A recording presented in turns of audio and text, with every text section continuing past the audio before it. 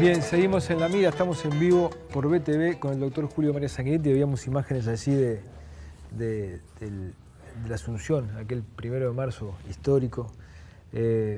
Lindo día. Qué día, ¿no? Voy a leer acá, estos actos por el 25 aniversario de la democracia forman parte de un lobby político que intenta tapar el sol con un dedo. Sanguinetti tuvo que ver con el proceso que desató la dictadura, dice Beltrán, un dirigente del PIT. Le mencioné esto, pero hubo muchas críticas, podíamos leer. ¿Por qué razón, después de pasado tantos años, la controversia se sigue planteando en estos términos? No es una controversia histórica, es una controversia política, es decir, se aprovecha eso para pegarle a usted porque es colorado, ¿no? O sea... Bueno, pero mire, yo diría que cualquier persona que lea este libro, y creo que muchos se sorprendieron, verán un relato todo lo objetivo que lo pude hacer. Es una crónica de hechos en la cual no hay nadie que pueda decir que hay un hecho falso. O sea, nosotros no estamos en eso. Nosotros estamos en la afirmación democrática, en la visión serena de un pasado. Hay gente que no, porque hay gente que incluso no sabe bien hoy lo que es. Porque hay mucha gente de izquierda que hoy está con un gobierno en el cual no comparte nada y está desesperada, porque se pasó 40 años hablando contra el Fondo Monetario, contra el imperialismo, contra esto, contra lo otro, y hoy ve que las cosas son distintas, que todo aquello que él mismo sintió que era verdad, hoy no lo es. Entonces actúa con esas reacciones destempladas y absurdas. Y algunos dirigentes gremiales, sindicales, se enojan porque simplemente lo que hemos hecho es señalar objetivamente documentos que dicen que ellos se adhirieron al golpe de Estado en febrero del 73 y que es un hecho incuestionable, ¿no? Entonces se agravian y se enojan. Y yo no les digo cosas que han dicho otros dirigentes sindicales como Semproni, que hace poco contó unas cosas que yo no me había atrevido nunca a decir, aunque podía sospechar. Que negociaron con Volentín. Del modo como habían negociado con Volentín en la famosa huelga esa general de que tanto se habla. Sí, hay mucha gente que actúa con ese radicalismo. Yo creo que son los menos, Pero hay gente que se refugia en estos debates porque no puede dar los debates teóricos de ahora.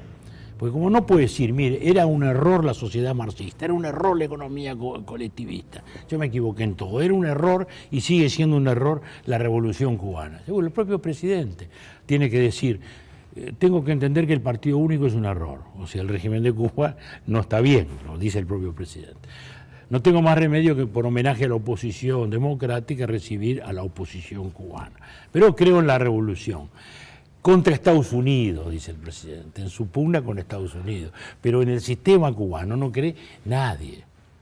¿Sabe, doctor, que yo creo que hay un punto oscuro, digamos, que es, quizá no es el único, pero clarísimamente vincula de manera conflictiva la dictadura con el presente, que es el tema de los derechos humanos? Sí. Yo creo que mucha gente ha quedado anclada en eso. Y es un tema muy difícil porque trasciende lo ideológico y se instala en lo humano, digamos, ¿no? Y en el caso suyo en particular, mucha gente le atribuye, digamos, la paternidad de la impunidad, por decir de alguna manera, ¿no? Sí, la paternidad de defender la teoría de Mandela. Porque yo creo en el perdón, no creo en la venganza, en el rencor, en el odio. Porque la mayoría de los que están instalados en eso son los que predicaron el rencor entonces y la violencia. Desataron la fiera, ¿no? Y después que la desataron, todos pagamos las consecuencias. Quizás muchos de ellos más que nosotros, por cierto, ¿no? Y uno del dolor se hace cargo y del dolor de la gente que vio el padecimiento de muchos de sus familiares también, pero ha habido padecimientos de todos lados. Y nuestra solución fue el perdón, la sociedad que tuviera el coraje de perdonarse. Y nuestra democracia, ¿cómo renace? Nosotros llegamos al gobierno el 1 de marzo. Ese día estaba preso el presidente Mujica, estaba preso el senador Fernández Huidobro, y ahí se dicta una amnistía. Y el 14 de marzo estaban todos afuera. Y estaban también autorizados a venir todos aquellos requeridos aún por delitos de sangre. Y estaban amnistiados también los 30 y tantos responsables de homicidios intencionales cometidos por ellos, por los cuales, digo 34, por los que no había ido nadie preso, ¿no? Estaba todo amnistiado. Y esa fue la primera amnistía, entonces no se puede ignorar ese hecho.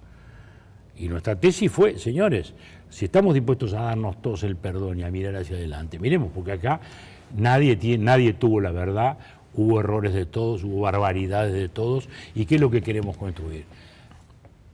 Yo a veces, felizmente en los últimos tiempos, le he pedido a muchos muchachos, digo, vayan a ver la película de Clint Eastwood, Invictus, la de Mandela, y cómo tuvo que reconstruir la sociedad de los odios y cómo tuvo que trabajar hasta con una custodia, ¿no? Es una escena muy dramática, ¿no? Que sus compañeros del movimiento negro le dicen, ¿pero cómo vamos a trabajar con esto? ¿Son los que nos mataban ayer y nos torturaban? Sí. Porque o los reconvertimos a lo nuestro o acá no hay paz. Bueno, entonces ese es el tema. Ahora, desgraciadamente hay gente que sigue instalada en eso, va a seguir toda la vida, porque vive de eso ya. Ahora, ¿no, verdad? Y eso es una desgracia, pero yo creo que la sociedad no está en eso, la sociedad está en la paz, no son cosas que prendan, a tal punto que fíjese el hecho milagroso, de que la ley de caducidad fue votada hace 20 años, y ratificada en un plebiscito, y ahora 20 años después volvió a ser ratificada. Sí. Y sin embargo se insiste en anularla y en esto. Yo le he escuchado a usted decir que los logros que el gobierno pasado obtuvo en materia de derechos humanos en cuanto a encontrar algunos cuerpos, ¿no? y terminar procesando a 6 o 7 u 8 o 10 oficiales. Yo le escuché a usted decir que eso era porque el gobierno pasado había estado actuando en un tiempo que no fue el que usted actuó y que hubo cosas que cambiaron que le permitieron a ese gobierno avanzar. ¿Eso fue solamente por eso o usted no lo hizo porque creía políticamente que no era conveniente avanzar sobre eso? Yo moralmente no creo en perdonar a unos que fueron los grandes responsables o los primeros responsables y juzgar a otros. Moralmente, yo no creo en la justicia hemipléjica. O sea, no es que usted no avanzó hacia ahí porque no haya podido, sino porque estaba convencido que no debía hacerlo. En el perdón. Como dice Todorov, Mandela es el político más citado de este siglo. Eso sí, no lo sigue nadie, ¿no? Porque todos después quieren de algún modo juicio y castigo, ¿no? Bueno, entonces, no, lo hice por eso. Y yo no dije exactamente eso. Porque también lo que dije fue que no se ha aplicado la ley de caducidad tal cual. Por eso es que se hicieron algunos juicios a militares. Pero el tema es que se mantiene abierta una herida que la sociedad realmente no la asume como tal, cada vez menos la va a asumir, pero que genera esa mala conciencia, que genera esa mirada torcida. Entonces el que defiende el perdón es partidario de la dictadura. Nosotros luchamos 11 años contra la dictadura, como no lucharon la mayoría de estos valientes que yo oigo todos los días en la tele, ¿no? El otro día lo decía Alfonso Guerra en España en un reportaje, ¿no? Porque cuando había que luchar contra la dictadura, porque era muy fácil decirle a los militares cualquier cosa en la tele, total, no tienen poder, pero en aquella época no los vi. Algunos no pudieron porque fueron muy perseguidos y muy maltratados y no lo ignoro. Pero ahora está lleno de valientes, o de gente que en aquellos años no apareció, o que aparece ahora y no sabe nada, y está hablando en nombre de una guerra que se terminó felizmente, porque lo importante es cómo se reconstruyó en paz. Mire la Argentina tuvo sublevaciones militares, muertos y heridos, sublevaciones guerrilleras, muertos y heridos. En Chile se